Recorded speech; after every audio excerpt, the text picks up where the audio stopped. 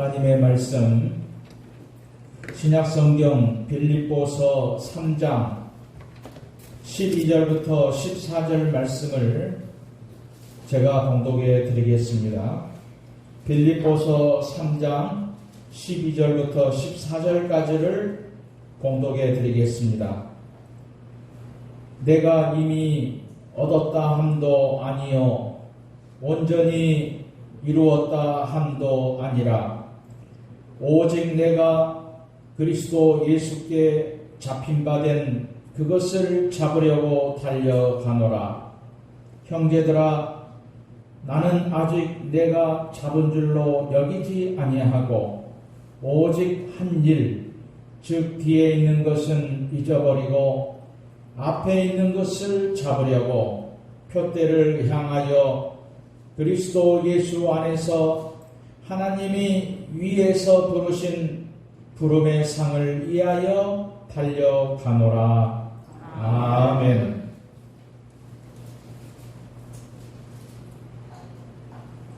오늘은 새로운 다짐, 그런 제목으로 말씀을 드리도록 하겠습니다. 우리가 새해를 맞이하고 또 새 희망을 가지고 첫 주일을 맞이하게 되었습니다. 아무리 새해가 우리에게 어려운 전망을 안겨줄지라도 새해는 희망으로 맞이해야 되고 축복의 한 해로 맞이해야 됩니다. 그러기 위해서는 우리에게 새로운 다짐이 요구되는 것입니다. 시인 게테는 첫 단추를 잘못 끼우면 마지막 단추를 끼울 구멍이 없어진다고 했습니다. 우리는 첫 단추를 새로이 맞추듯 새해를 아름다운 다짐과 함께 바른 믿음으로 지혜롭게 시작해야 하는 것입니다. 사도 바울은 이렇게 말씀을 했습니다. 형제들아, 나는 아직 내가 잡은 줄로 여기지 아니하고 오직 한 일, 즉 뒤에 있는 것은 잊어버리고 앞에 있는 것을 잡으려고 표대를 향하여 그리스도 예수 안에서 하나님이 위에서 부르신 부름의 상을 위하여 쫓아가노라 라고 했습니다. 사도 바울은 복음 전파와 주님을 위하여 많은 고생과 함께 수고를 다했습니다. 바울의 선교 업적과 초대교회에 끼친 공로는 아주 큰 것입니다. 그러나 바울은 그것에 만족하지 않았습니다. 오히려 보다 더 중요한 미래를 위해서 뒤의 것을 잊어버리고 앞을 향하는 다짐을 보인 것입니다. 금년 한 해를 가치 있게 살고 성공하기 위해서 오늘 새해의 첫 주일을 맞이하여 분명한 다짐의 결심을 가져야 할 것입니다. 이 다짐을 가지고 첫 단추를 끼우듯이 새해의 삶을 만들어주는 출발을 해야 하는 것입니다. 우리는 바울의 고백에서 우리가 해야 할 다짐의 모습을 가질 수가 있습니다. 그것은 바로 예수 그리스도를 바라보는 믿음의 삶을 다지자는 것입니다. 우리 기독교인의 삶은 예수 그리스도 안에서의 삶입니다. 그러므로 바울은 하나님의 비밀인 예수 그리스도를 깨달을 것을 권면하고 있습니다.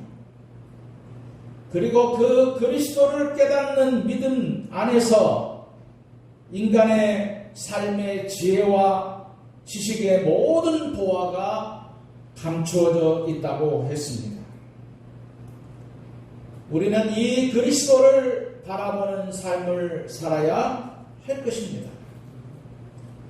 본문의 고백 중에서 쫓아가노라 하는 말과 표대를 향하여라는 표현을 사용하고 있습니다. 예수께 붙잡힌 인생으로 그리스도 안에서 우리를 부르시는 하나님의 부름에 상을 받기 위하여 예수 그리스도를 바라보는 믿음의 흔들림이 없어야 함을 말씀하고 있는 것입니다. 표대를 향하여라는 말은 표대를 똑바로 쳐다보고라는 뜻입니다. 표대이신 예수 그리스도만을 똑바로 바라보고 전진할 뿐 아니라 살아가면서 자신의 시선을 예수 그리스도에게서 떼어놓지 않는 믿음의 삶을 말하는 것입니다. 가장 이상적인 그리스도인은 예수 그리스도를 닮아가는 사람입니다. 예수님을 바라보는 삶은 예수 그리스도를 닮아가고 예수 그리스도의 삶을 살아가는 것입니다. 예수님을 바라본다는 것은 눈으로 예수를 바라보고 귀로는 예수님의 말씀을 듣고 입으로는 예수님의 말씀을 전하며 마음으로는 예수님을 느끼고 머리로는 예수님의 지혜로 생각하는 전인격적인 바라봄의 교제를 뜻하는 것입니다. 기독교의 소설인 찰스 세든의 한국판 번역 예수님이라면 어떻게 하실까라는 책에서 예수님이라면 어떻게 하실까라고 생각하며 살게 된 사람들의 놀라운 변화의 삶을 이야기하고 있습니다. 예수님을 바라보는 자의 삶은 어떻게 보면 예수님이라면 어떻게 하실까 생각하며 살아가는 모습인 것입니다. 우리 기독교인의 삶은 철저히 예수 그리스도를 바라보며 살아가는 삶이어야 하는 것이지. 그러므로 히브리서에 보면 이렇게 말씀을 하고 있습니다. 히브리서 12장 1절에 이러므로 우리에게 구름같이 둘러싼 허다한 증인들이 있으니 모든 무거운 것과 얽매이기 쉬운 죄를 벗어버리고 인내로서 우리 앞에 당한 경주를 경주하며 믿음의 주여 또 온전케 하신 이인 예수를 바라보자 라고 했습니다. 예수님께서는 보리떡 5개와 물고기 2마리로 5,000명을 먹이고 남은 조각을 12광줄이나 거두게 하시는 기적을 행하신 후에 제자들을 배에 태워 호수 건너편으로 향하여 따로 산에 올라가 기도하셨습니다. 깊은 밤 제자들이 탄 배가 풍랑으로 고난을 당할 때 예수님은 무리를 걸어가 제자들에게 가까이 가셨습니다. 그리고 안심하라, 내니 두려워 말라 말씀하셨습니다. 이때 베드로가 만일 주님이시거든 나를 명하셔서 물 위로 걸어오게 하소서라고 물 위를 걷기를 구했습니다. 예수님은 베드로에게 오라고 말씀하시죠. 베드로는 예수님을 바라보며 물 위를 걸었습니다. 그러나 주위의 바람과 물결을 보고 두려움에 빠졌던 베드로가 물에 빠져 들어갔습니다. 이때 예수님은 즉시 손을 내밀어 베드로를 붙잡으시며 믿음이 적은 자여 왜 의심하느냐 하고 함께 배에 오르셨습니다. 예수님을 바라보는 믿음에서 세상의 두려움을 바라볼 때에 그 두려움에 빠져서 죽게 되는 것입니다. 인간 자체의 삶은 불안합니다. 그리스도를 바라보는 믿음 없이 살아갈 수는 없습니다. 오래전에 아시아 남부에서 발생한 지진, 해일, 쓰나미에 의한 재해 앞에 인간의 무력감을 절감하게 하고 있죠. 이 지진과 해일의 파괴력은 히로시마에 투하된 원자폭탄의 250배에 달했다고 했습니다. 이 재난으로 15만 명이 죽었고 100만 명가량의 이재민이 발생되었습니다.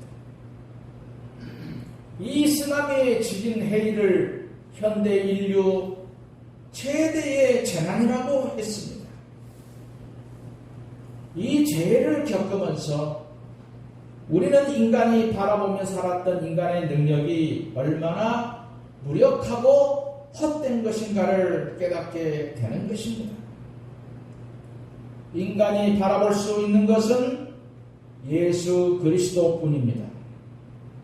흔들리는 인간의 삶의 터전에서 바라보아야 할 대상은 예수님이십니다. 우리는 금년 한 해는 예수님을 바라보며 살겠다는 다짐의 결심으로 예수님과 함께 새해의 풍랑을 딛고 승리하는 삶의 역사를 이루어야 할 것입니다. 두 번째로는 계속 성장하는 믿음의 삶을 다짐하자는 것입니다. 사도 바울은 멈추어 있거나 퇴보하지 않는 전진하고자 하는 믿음의 다짐을 주고 있습니다. 내가 이미 얻었다 함도 아니요 온전히 이루었다 함도 아니라 오직 내가 그리스도 예수께 잡힌 바 된 그것을 잡으려고 쫓아가노라고 했고 나는 아직 내가 잡은 줄로 여기지 아니하고 오직 한 일 즉 뒤에 있는 모든 것을 잊어버리고 앞에 있는 것을 잡으려고 쫓아간다고 말씀을 했습니다. 새해에는 저와 여러분의 믿음이 더욱 성장하는 한 해가 되어야 될 것입니다. 자라가는 믿음은 아름다운 것입니다. 자라가는 믿음의 과정은 즐겁고 보람된 것입니다. 성장하는 믿음 속에 생명의 역사가 있는 것이고 역동적인 능력이 차고 넘치는 것입니다. 자라기를 멈춘 것은 끝이 났다는 것이지. 전진의 삶을 할 수 없는 그 삶은 어쩌면 큰 질병의 위기를 직면하고 있다는 신호이기도 합니다. 성장하지 못하는 것은 죽음을 뜻합니다. 새해에는 우리의 믿음과 생활이 더욱 성장하여 가는 그런 믿음의 삶이 되어야 될 것입니다. 성장이라고 하는 것, 내 방식에서 나오는 것이 아닙니다.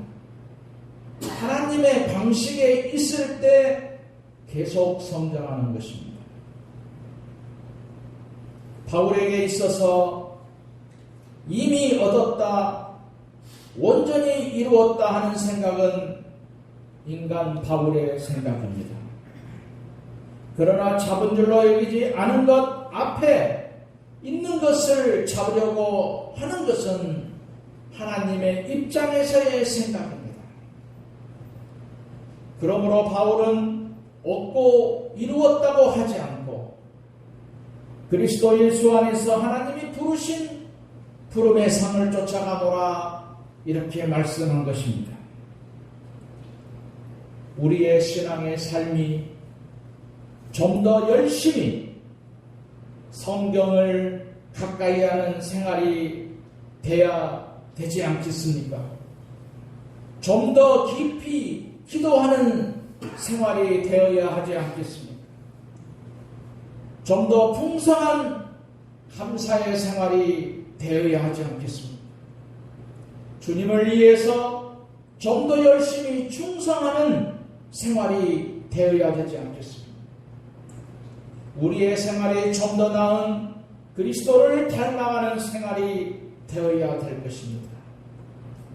좀 더 깊고 넓게 이해할 수 있는 그런 사랑을 가진 성도들이 되어야 할 것입니다. 마지막으로 우리는 오늘이 마지막이라는 정말적 의식을 가지고 살도록 다짐하자는 것입니다. 만약 우리의 인생의 삶이 오늘 끝난다면 나의 삶은 어떻게 평가된다고 보겠습니까? 나의 인생이 금년에 끝난다면 오늘을 어떻게 살겠습니까? 금년이 나의 생의 마지막이라고 생각하며 살지 않은 것이지요. 종말적 의식 속에 사는 삶의 다짐을 다지자는 것입니다. 누가복음 13장에 예수님의 비유에서 포도원 주인은 열매 맺지 못하는 무화과 나무를 찍어버리라고 했습니다. 3년 동안 열매를 기다렸는데 열매가 없다는 것입니다. 가수원 지기가 주인에게 간청합니다. 금년에도 그냥 두소서. 내가 두루 파고 거름을 줄이니 이후에 만일 실가가 열면이니와 그렇지 않으면 찍어버리소서라고 말씀합니다. 금년이 하나님께서 우리에게 주신 마지막 한 해라면 우리의 삶의 태도는 얼마나 심각한 것이겠습니까? 우리의 시간, 우리의 지혜, 우리의 능력, 이 모든 것을 금년이 마지막인 것처럼 종말적 의식을 가지고 하나님의 영광을 위하여 사용하며 살자는 것입니다. 헨리 포드라고 하는 사람은 사람들이 바쁘다고 하면서 이렇게 산다고 기록하고 있습니다. 그들은 시간과 노력을 하찮은 것에 써버리고 그들은 전화를 너무 지나치게 하고 그들은 방문을 지나치게 하고 쓸데없이 오랜 시간을 보낸다고 했습니다. 그들은 필요량의 3배가 되는 긴 편지를 쓴다고 했고 그들은 하찮은 일에 사로잡혀서 소중한 일을 게을리한다고 지적했습니다. 그들은 지식도 영감도 주지 못하는 책을 읽습니다. 그들은 자주 놀면서 오랜 시간을 보냅니다. 아무 쓸데없는 사람과 긴 시간을 보내고 그들은 광고를 처음부터 끝까지 읽고 멍하니 서 있고 쓸만하지 못하고 가치 없는 일에 시간을 지나치게 많이 사용한다고 지적을 했습니다. 에베소서 5장 16절과 17절에 세월을 아끼라 때가 악하니라 그러므로 어리석은 자가 되지 말고 오직 주의 뜻이 무엇인가 이해하라. 우리는 한꺼번에 여러 해를 살 수 없습니다. 다만 한 해를 살 뿐입니다. 그 한 해 동안 무슨 일이 있을지 아무도 예측할 수가 없습니다. 그렇기 때문에 지혜로운 사람은 순간순간의 삶 속에서 종말적 의식으로 살아가므로 바로 시간과 영혼 속의 시간을 간직한다고 볼 수가 있습니다. 우리의 생애를 금년 한 해 더 주신 것이라면 이 한 해를 어떻게 보낼 것입니까? 축구 전문가가 말하기를 축구 경기를 분석한 결과 시작 5분, 마지막 종료 5분 안에 올린 점수가 전체 시간에 얻은 점수보다 훨씬 많다고 했습니다. 이것이 마지막 기회다. 이것이 내 생의 마지막 해이다라고 생각하는 사람, 이전의 삶과 전혀 다른 하나님께 영광이 되는 믿음의 삶을 이룰 것입니다. 종말의 의식으로 살아가는 사람은 똑같은 한 해의 시간을 질적인 시간으로 간직할 것입니다. 금년이 마지막인 것처럼 살겠다는 다짐 속에서 새해를 더욱 축복된 한 해로 간직하시는 우리 성도들이 되시기를 주님의 이름으로 축원드립니다.